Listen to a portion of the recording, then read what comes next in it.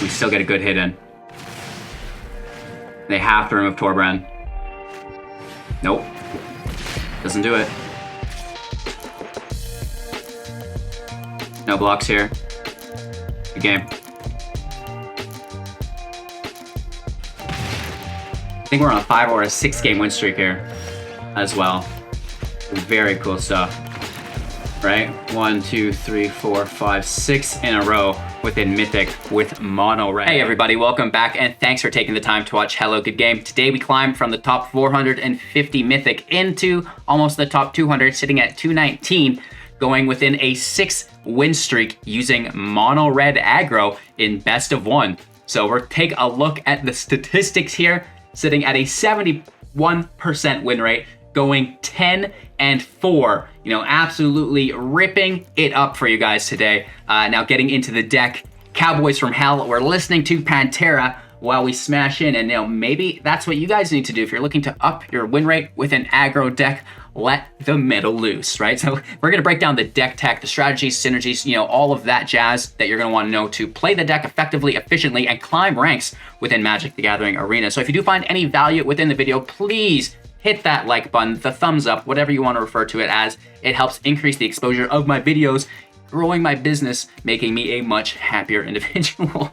Anyways, Cowboys from Hell, brought to you by Pantera, focuses on all of the rage available within Magic the Gathering arena.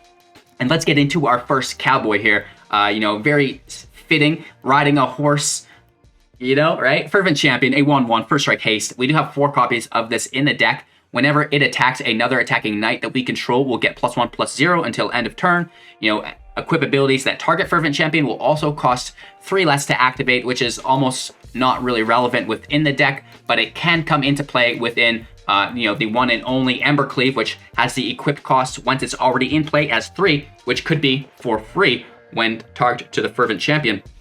Anyways, 4 copies of Fireblade Charger, our second Cowboy from Hell. This is a 1/1. As long as it's equipped, it has haste. So, you know, the potential for you to equip this with a cleave for 7 is never going to happen. So ignore that. When it dies, it deals damage equal to its power to any target. That's the key part here. It's a 1-drop, so it's, you know, in play early. It's easy to sneak multiple creatures out per turn because they're low CMC creatures. And again, that's going to reduce the cost of your Embercleave, which is our main objective here, is to Embercleave as quickly as possible. So, you know, we can not only reduce the cost of our Embercleave, but we can get maybe a little bit of chip damage in later on when he dies. The same thing goes for our Goblin Arsonist. We only have 2 copies in here. I wish I could fit more, but, you know, we do need to have some hard removal in the deck as well. And again, I 1/1 when it dies, damage to any target. It doesn't have the equip, so, you know, the Fireblade Charger is strictly better. But in this deck, they're equal because we're not equipping the Embercleave for haste. I guess we could if it was already in play, and then that would only cost 4 to do, to give the Charger, you know, 2/2 first strike haste and trample, right? So, you know, that is an option, I guess, and that is why Fireblade Charger is better than Goblin Arsonist. Moving on, we've got 2 copies of Shock, you know, kind of starting to fill the role of removal now. Instant speed for 1, 2 damage to any target. Again, I wish I could have 4 copies of Shock in the deck. 4 copies of Spikefield Hazard and Spikefield Cave. The Cave comes in taps, adds red to our pool. The Hazard does 1 damage to any target. Could be a creature, could be your opponent, right? So that's really nice. Very high utility here. And if a permanent dealt damage this way would die, exile it instead. You know, there's lots of Croxes, there's lots of escapes. This is nice because Croxes self-sacrifices. You can just basically exile it for 1. Which is really, really cool. We can also combine all of our damage effects, like Spikefield Hazard, like Shock, like Stomp from Bonecrusher Giant, which we'll visit in a second, with the first strike of Fervent Champion to reduce their toughness and, you know, allow Champion just to get that first strike kill in. So, you know, do keep track of that. You can hold it up instant speed for some battle phase shenanigans. Into our 2-drops now. 4 copies of the Scorching Dragonfire, instant speed, 3 damage to player's creature or player's planeswalker, and if it would die, exile it instead. You know, in the Lurrus meta, this is great. It just deals with that threat once and for all. Goodbye, see you later. And of course, 3 damage at instant speed is pretty cool, and it's going to help keep your attacking lanes open. So, you know, if your opponent is playing a creature-based deck, we can remove those creatures and continue to lay in that damage. 4 copies of Robber of the Rich, a 2/2 with reach and haste. Whenever it attacks, if defending player has more cards in their hand than you do, you get to exile the top card of their library and playing that card any turn that you've attacked with a rogue, and of course spending mana as though it were any color to do so. So this is really cool. The only rogue within the deck is the Robber of the Rich. So there's that. Typically, you can use some other rogues to get that to trigger. We used to use Tin Street Dodger, I believe. But I'm really going towards the chip damage through the Arsonist and through the Charger here instead, rather than, another chance at playing one of those cards, because Robber of the Rich is going to be enough to disrupt many, many games and send your opponent into tilt mode. 2 copies of Rimrock Knight. Now, this is a great utility card. It's a Knight, which can receive the buff of Fervent Champion, a 3/1 that cannot block, and, we don't need to block as a red deck. We want to attack every turn anyways. It has Boulder Rush for 1 at instant speed as the adventure, which is really nice. Target creature gets +2/+0 until end of turn, right? We can just throw this on an open creature that's not being blocked. We can put this on our first strike to increase the chance that that creature will survive, which is really cool. And, we even have Embercleave, which we looked at briefly already. And, for 1 extra mana to give 4 additional damage when combined with a Cleave is a really good deal. Into, our last 2-drop here, it is Stomp at instant speed as the adventure on Bonecrusher Giant. 2 damage, can't be prevented this turn, which is pretty cool to any target. So, just a little bit of chip, a little bit more removal, and again, you can combo that with your first strike. The Giant is a 4/3, and whenever it becomes the target of a spell, it will deal 2 damage to that spell's controller. So, it's a great attacker, and if they go out of their way to remove it, they're still taking a little bit of damage, which is pretty cool. One of the main cards in the deck that we're looking to drop consistently on turn 3 is Anax, Hardened in the Forge. Its power is equal to our devotion to red, and its toughness is 3. Whenever a creature we control dies, or Anax, create a 1/1 red satyr that cannot block. If that creature's power was 4 or greater, we'll create 2 satyrs instead, which is really cool. So, if you have 1 Anax in play, you can play the other Anax on top of it, which will put the devotion to 4. Therefore, 1 will die because of the legendary rule, but both abilities will trigger, so you'll actually create 4 1/1 satyr tokens through a self-sacrificed Anax. Moving on, we do have Phoenix of Ash. This is a 2/2 with flying and haste. We can pump it for 3, giving it +2/+0 until end of turn, replaying it from the graveyard with its escape cost by exiling 3 other cards from our graveyard, and it will enter from the escape with an additional +1/+1 counter on it. The haste is amazing, the replayability is amazing, and the flying is great as well through the evasion and, potentially even stifling some of those rogue decks. 2 copies of Torbran, Thane of Redfell, a 2/4, and if a red source you control would deal damage to an opponent or permanent an opponent controls, it deals that much damage +2 instead. So, this is great in so many ways. All of our chip damage becomes much more relevant. Not only our Hazard, our Shock, but also our Goblin Arsonist and our Fireblade Charger will deal much more chip damage as well. Fervent Champion's first strike becomes much more effective as well. Not to mention our Bonecrusher Giant becoming ultra effective through its Stomp. Scorching Dragonfire, now dealing 5 damage, which is really cool as well. And, of course, we do have the Embercleave for 6 with Flash, 1 less to cast for each attacking creature we control. When it enters the battlefield, attached to target creature we control, and equipped creature gets +1/+1, double strike, and trample. And, of course, we can re-equip it if that creature gets removed for 3. So this is really cool. Obviously, you want to put this on Anax, as Anax has 2 devotion, the Cleave has 2 devotion. So, if you put the Cleave on Anax, Anax is really getting +3, +1, plus double strike or trample, which is really cool, plus all of your other devotion that you should have dropped on turn 1 and turn 2 as well. One more note, if you have Anax in play, don't play Torbran on top of it. Wait until they remove Anax or wipe your field, making all of the 1/1 satyrs, and then you play Torbran, and then all of those satyrs attack for a nuclear amount of damage. Of course, we do have 16 mountains in the deck and 3 Castle Embereth, so very light land. But keep in mind, we do have the Spikefield Hazard as well if we need, and we are playing best of 1 through hand smoothing. The deck operates on 2 land, and it will win on 3 land, and at 4 land, you're basically wasting your pulse at this point. So that's why there's so few land. And again, we're going on a 6-game win streak within Mythic, going from 450 all the way up to 200. So a very strong, very consistent deck right now to be ranking up with in Magic the Gathering Arena. Thank you for your time and attention. I hope you learned a little bit about Mono Red Aggro. If you found any value, please like, comment, subscribe, share the channel to a friend. You can support financially by becoming a YouTube member. We do have exclusive content for our members as well, so really cool stuff going on there. The gem giveaway free tournaments, lots going on within our Discord. I'm sure you guys are already all familiar, but in case you're not, go snooping around, right? We'll see you guys with our wrap-up thoughts in a few minutes. Thanks again. The land is good. The removal's very good. I hope they're playing a creature deck. Let's show our respects. Mono white. Not good, not good, not good, not good, not good, not good. Let's just take that out immediately. Life gain. Ooh, our worst enemy, right? We just showcased why mono white life gain was so good in best of one.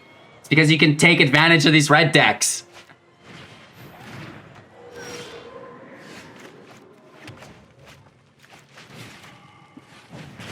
Let's make him remember the name. Hit for one. Oh, are you going to gain life now? Right? We do have 2 more removal spells, building into Torbran and a Cleave if the land drops. Oh, I hate that card. I hate that card just as much. Shit.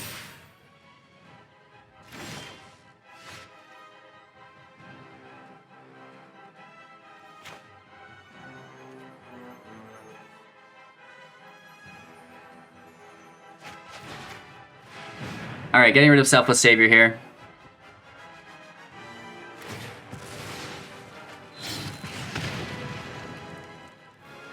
No attacks. They go to 3, and then we hit him again.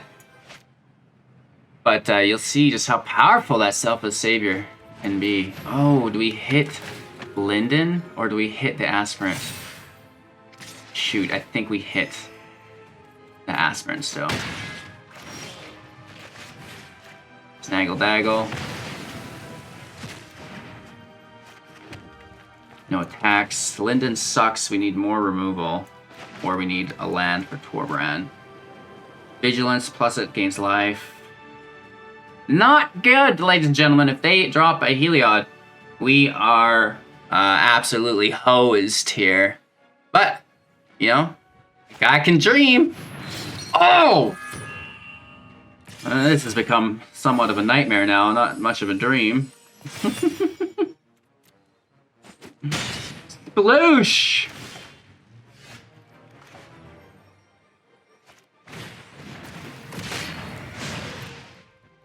And, you know, this is why mono white life gain is so good in ranked. It's just, it does the do. And, you know, that's fine. We're gonna get back out there. And we'll get some rank today, don't you worry. We accidentally snap kept this hand against the top ranked player in the world almost, number 14. They're not joking around, and we got a Luris, so hashtag rogues, right? Gross. Let's do our best.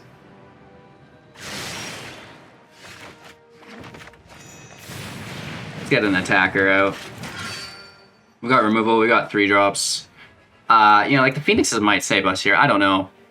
Anytime we go against rogues and they're this high ranked, it's just like, good luck, kid. Let me know if you guys feel the same way. We'll do our best though, right?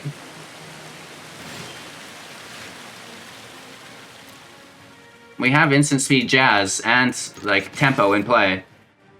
So let's pull it. Come on, bro.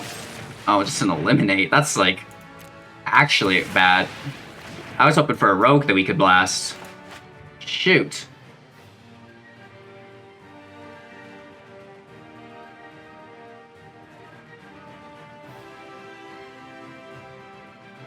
They're thinking about it, right? They don't want to lose, you know. The higher ranked you get, the more important these wins become.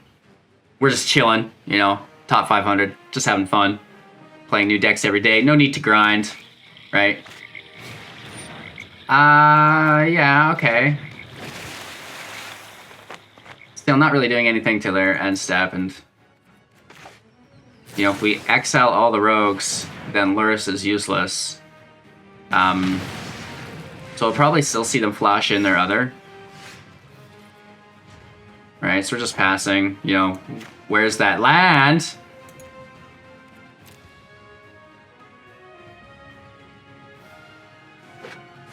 They're having no issue with their land. Really?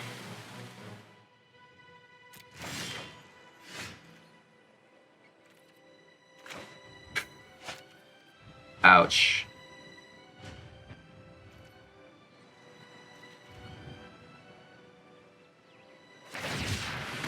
Cycling, that's fine. Just trying to set up some good turns, looking for counter spells and whatnot. The crab, which I despise.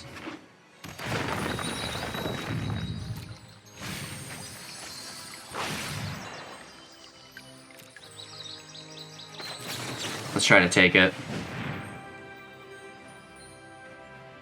I'm sure there'll be a counter spell here. Right, we do have 5 in the grave already. Rogues and best of 1. There's a fly that just about met its demise.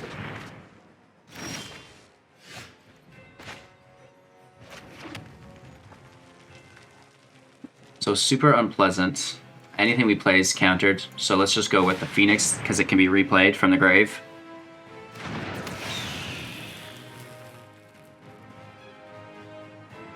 And I guess we just start smashing. We at least try to. Oh no. Into the story. Yikes.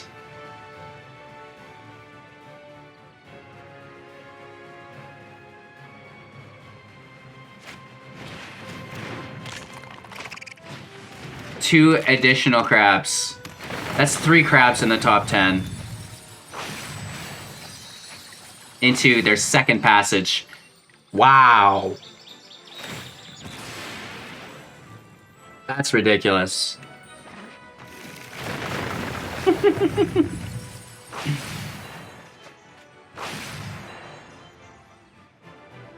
Sploosh.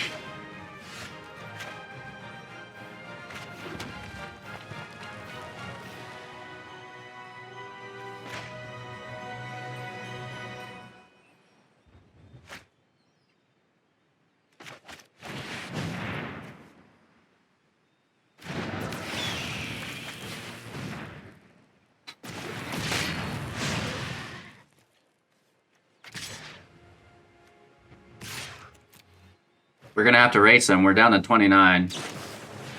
Yeah.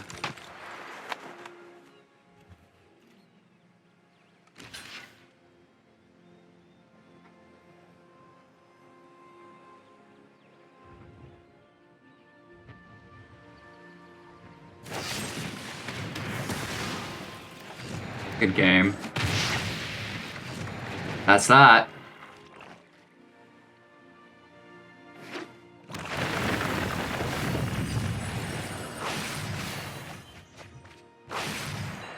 Down to 23.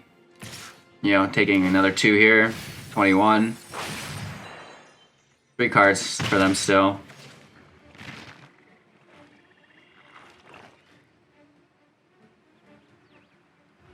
We just have to go for it and hope that these aren't counter spells or more removal.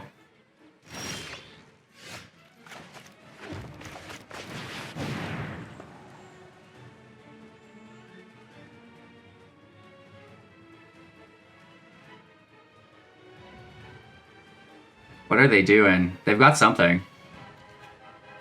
We need Anax to hit, obviously. Nope.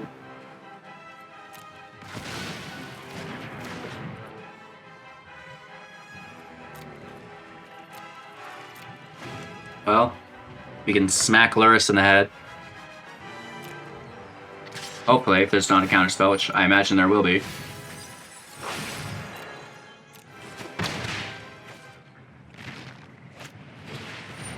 Their 4th fucking crab.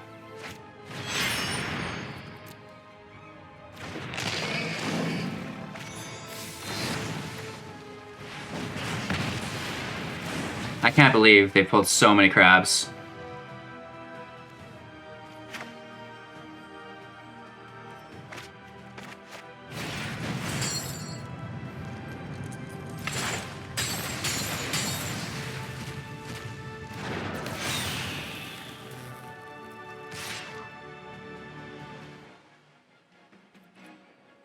We have to do the damage.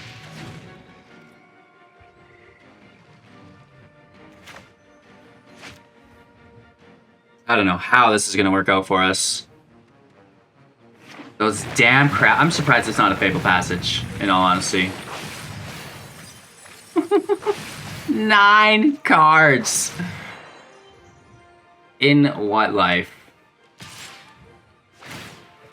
I guess we should have, but then just play land and win. Wow. Rogues still up to rogue stuff. Ridiculous. Absolutely ridiculous.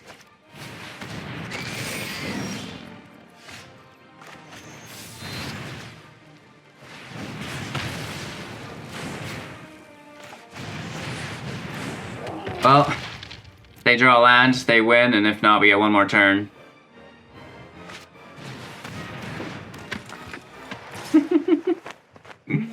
It double triggers, so that's game. Wow! That was fun. You know, I don't think we've played first in 2 days now. Our opponent goes first, that's fine. We'll make it work. Let's make it work, people!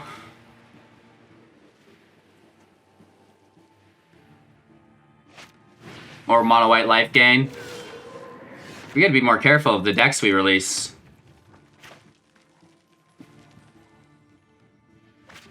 Let's get a creature out. Play defensively.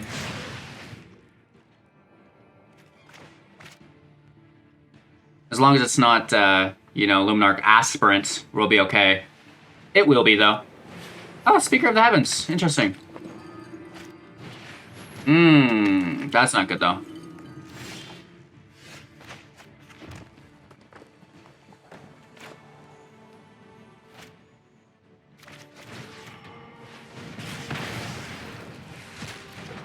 I guess actually we should have stomped it instead. That's on me.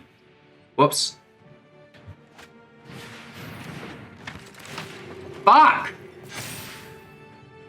Getting whooped by our own deck today.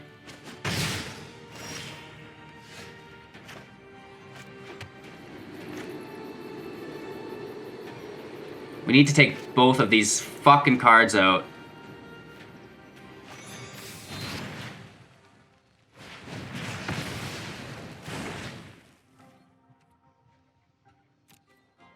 We need more removal. God damn it. We need to start making decks that counter the last deck we made, and not the other way around.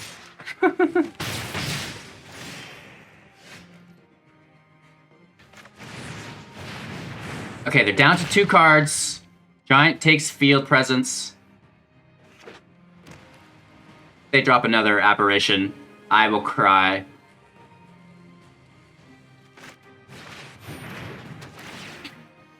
Wow. Don't. Getting bashed again here. They're at 27 now. Good game.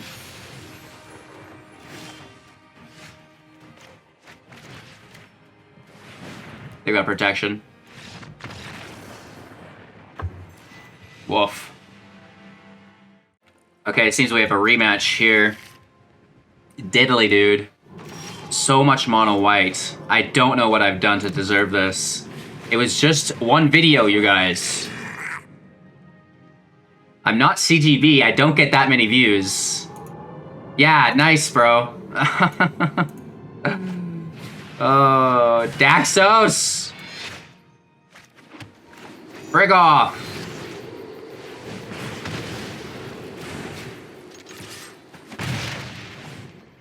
We need to get that land in play. Interesting. We see a red source in play. With Devotion to White from Daxos. Heliod? Oh no. Oh no. Oh no!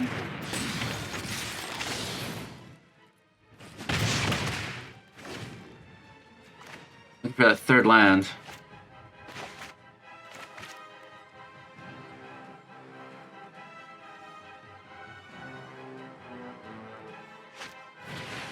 Apparition on Robber. Good devotion there. We're gonna snag it though.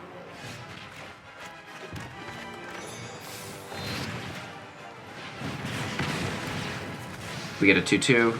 Summoning Sickness though. Hit for 1. Down to 15. Can we pull that 4th land? Savior sucks.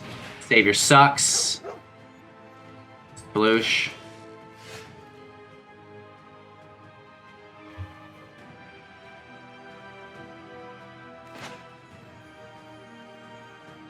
Let's get in the air.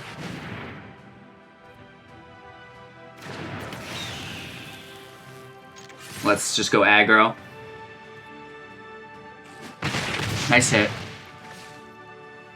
Down to 10. Scry 1 with the land, that's fine.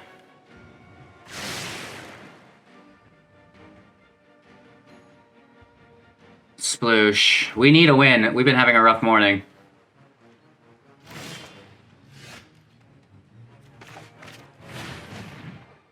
We could cleave, but I want to go wide here.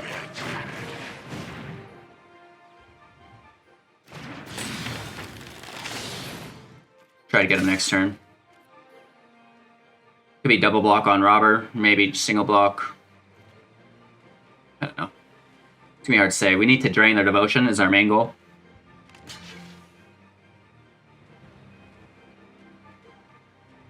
That seems awkward.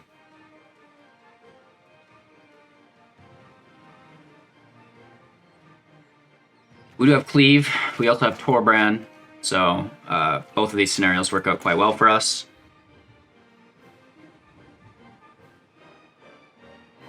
No problem. Might get roped here. No. We do get that additional damage in here.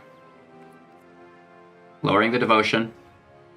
Right, they should have sacked it to give it indestructible. Sorry. It's okay. I think they beat us the first time, maybe, that we faced them. I do definitely remember the name.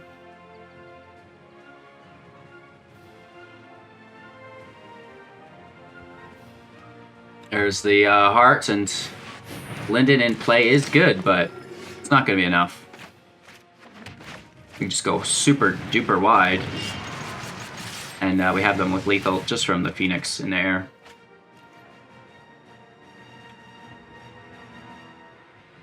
No need to cleave. There's no life gained here, and we just hit for a bunch. Alright, we're climbing back up after a couple unlucky matches. Doing our best against all these life gain decks. But we'll get there. You know, there's no reason that this isn't a top 400, top 300 deck. This is the gentleman who's running Extinction Event on us over and over with our mono white deck. Now we have mono red, another deck that falls prey to this mono black shenanigans. Let's see how it works out for us. Yeah. Screw you, man. Just gonna use all of our mana as efficiently as we can. You know, it's one thing to hold on to shocks for a Torbran, but you know, we don't have that here. Burn, burn, burn.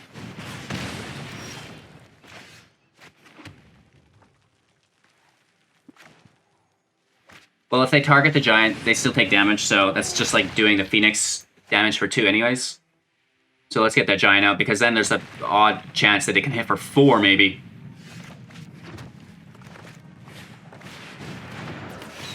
Let's get after it. In for 6! Woo! I love it! Elspeth's Nightmare takes out Phoenix. That's game. That is a 100% good game. We're sitting on 5. And we're not playing mono white today, baby. Good game, nice and quick. And that's what we're looking for. Just these really quick wins. And that's a top 200 player, so you know that the deck still wins within Mythic.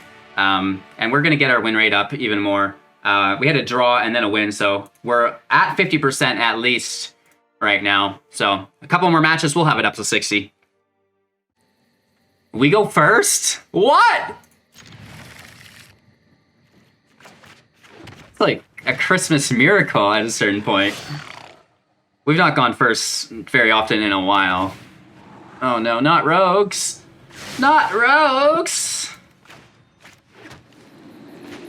Let's get into their deck here and maybe we'll play some rogues. Swamp. Maybe disrupting their land pool. Nope. Don't you dare. Leave Robber alone. We need him to cleave! T-Skill Enforcer. I really like that.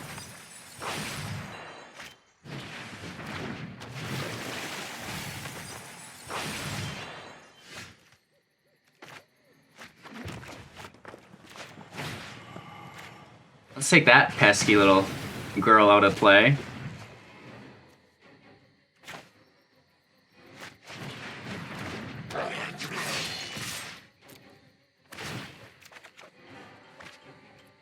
We pulled Counterspell. Interesting.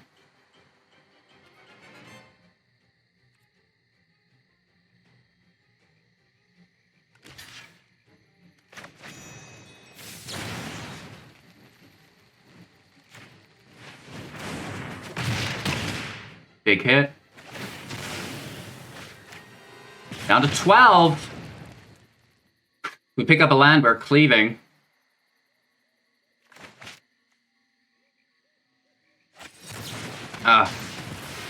Oh, that hurts. We do get the land. It's alright though. Up, leave the Rimrock Knight.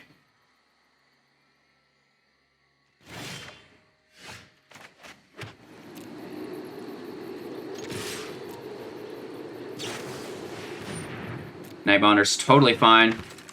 Let's see the block. Yep. Sign me up. Sorry, rogues. And, you know, like, the luck goes both ways, right? You see they locked out on land, which is a similar problem we had earlier on. Down to 4. We have 1 extra damage in play and, you know, another win. So starting to stack up these really quick Mythic wins, and we're about to break rank 400 here. Opponent goes first. Go figure. If we're not going first, there's something wrong. You know, the algorithm isn't right. We want to go first every time.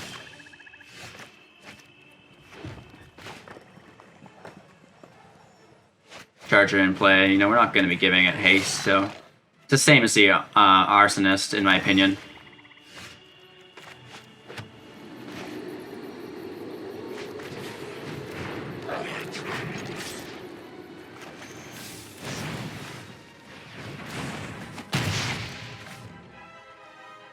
Just trying to throw in as much damage as we can. An Extinction Event will probably hit us. Ooh, that's really good.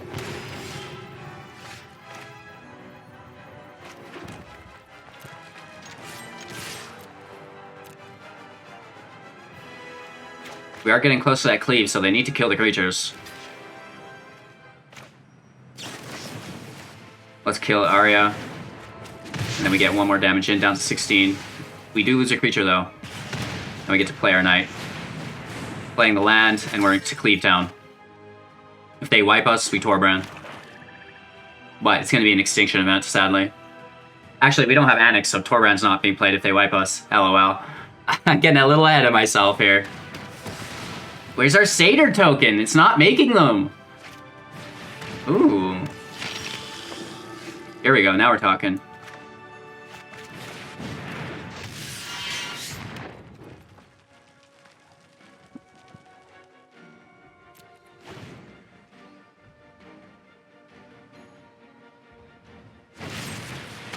Shit. Alright, we get one of them. They take the damage, which is good. So we're gonna need to deal with... Oh, nice. They take the cleave, too, not Torbran. Interesting. That was like a snap take.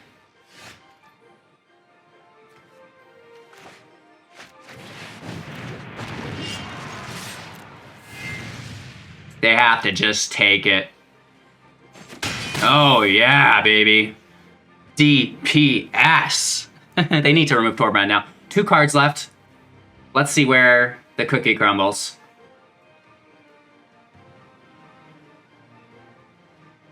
They need to play the Rider for life gain. They have the removal. That spends all of their mana for the turn. Good on them. Good on you, Bill.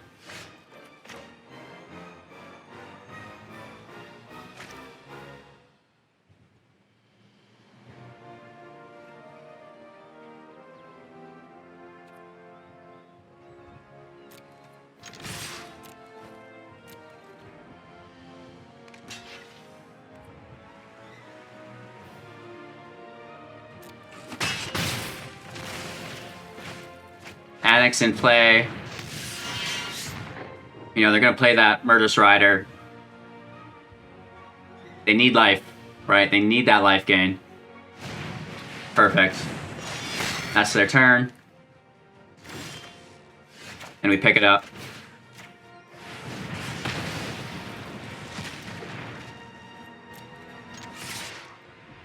This is all we need. We have Spikefield Hazard to kill Vito. Hey, just take it. Wow. Down to 3.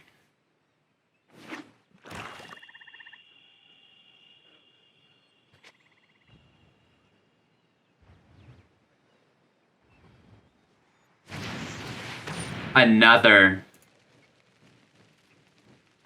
Nice, dog. Okay, what can we top deck to get us out of trouble?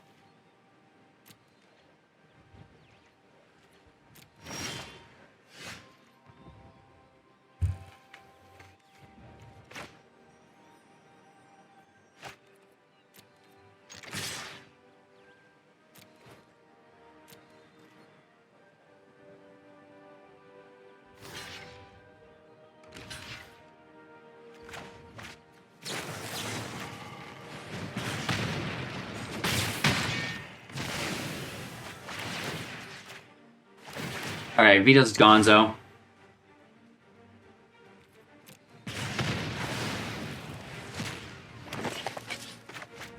We're ready to Castle Embereth. They're down to 5. Another! Ooh! Just a little Vito train, hey? Oh, you dog. That's fine, they had to pay life for that, and now we can just scoop a loop with the top deck or even castle. Good game. And again, we're getting consistent wins here in Mythic. Fairly quick wins as well. You know, well above that 60% now, and what more can you really ask for? 265. Let's see if we can break, you know, the top 200 with mono red here today. We go first, which is great. The land is lacking, but I'm still going to try to make it work. Right? If we can top deck a land, great. If not, we still have a hazard to play. Ooh. Ooh. Little 1v1.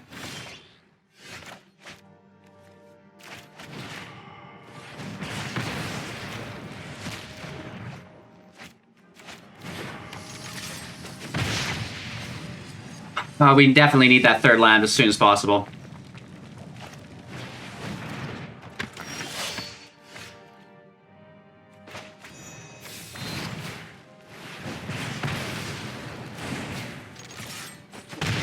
We can keep removing their creatures. That'll help. Yeah, we have the exile for Anax here. Okay. A little retaliation. I get it. I get it.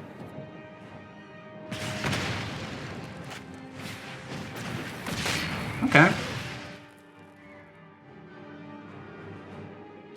I just want that land.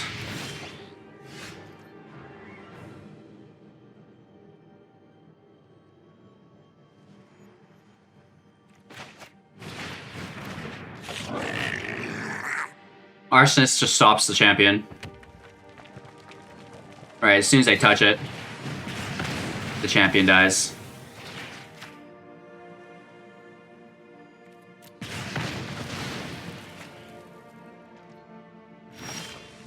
Nice.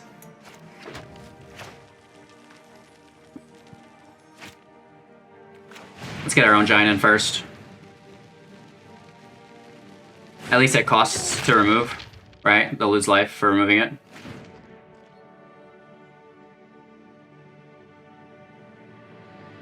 We need more removal. There's their giant.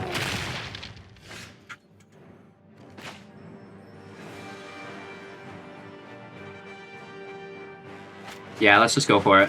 There's a swing of things right here. We'll take 2, whatever.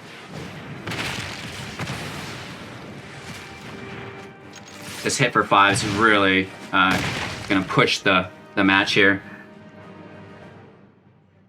Next turn's Anax. Or if we pull a land, we can double down. Yeah, if we pull a land, we'll double down. Right, remove and hit them. Shit.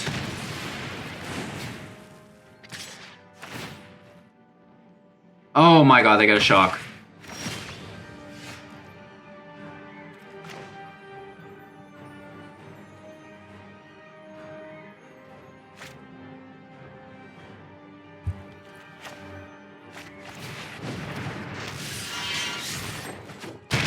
Down to 8.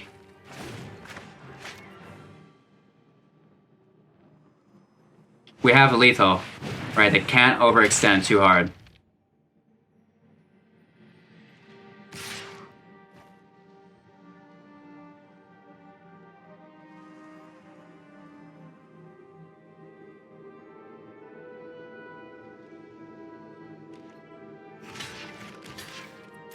Right, we still take it. Or else it just keeps doing its thing.